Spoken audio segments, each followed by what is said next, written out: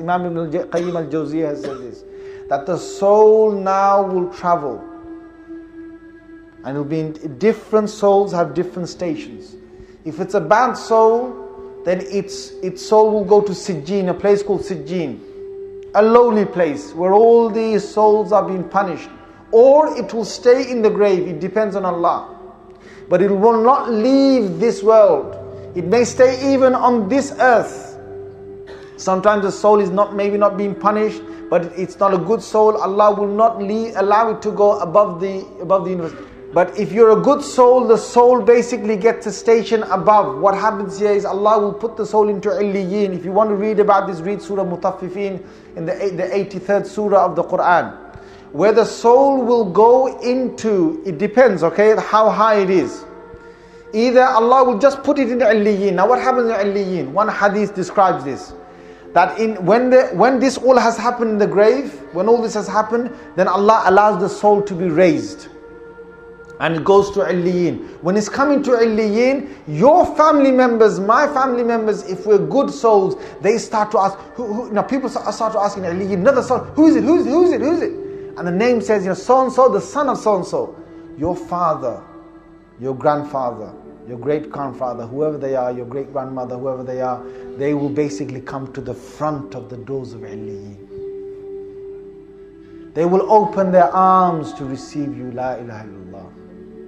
And you will come and they will grab hold of you. They will hug you. Only if we're good souls. And they will say, according to the hadith come from our Prophet ﷺ, they will say, how is so-and-so in the world? How is your son? How is my other daughter? How is your sister? How is so-and-so? I left them. What is the latest news that's going on in the world? And they will embrace you, grace you, and bring you into Illiyin. Now that's a high station. But Imam Ibn Qayyim al-Jawziyah said, within Illiyin there are stages. You can be in a very high stage in Illiyin, or you can be in the middle, or you can be in a low stage, depending on your state. And if you go to a very high stage in Illiyin, you've got a lot more room to move around. Allah may give you permission to go around the other heavens. Allah may give you permission to visit this world and go back. Especially the shaheed. In a Sahih hadith of Muslim, the one who is a shaheed, Allah will put their soul into a green bird.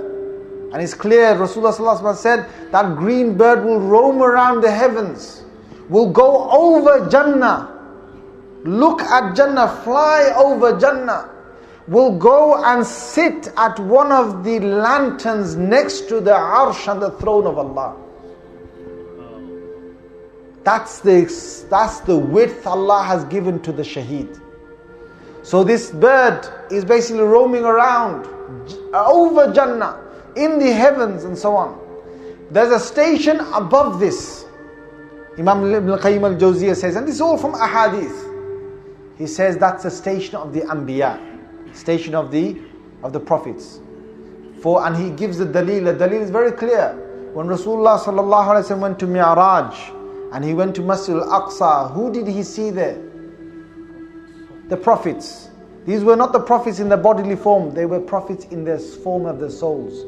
When a Sahih hadith of Muslim, Prophet ﷺ was passing over the grave of Musa alayhi, and he saw Musa alayhi praying in his grave.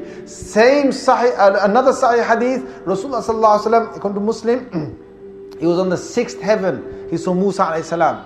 Musa alayhi was the one who told him that go back and ask your Lord to take these 50 salahs down until it became 5 salahs. Yes or no?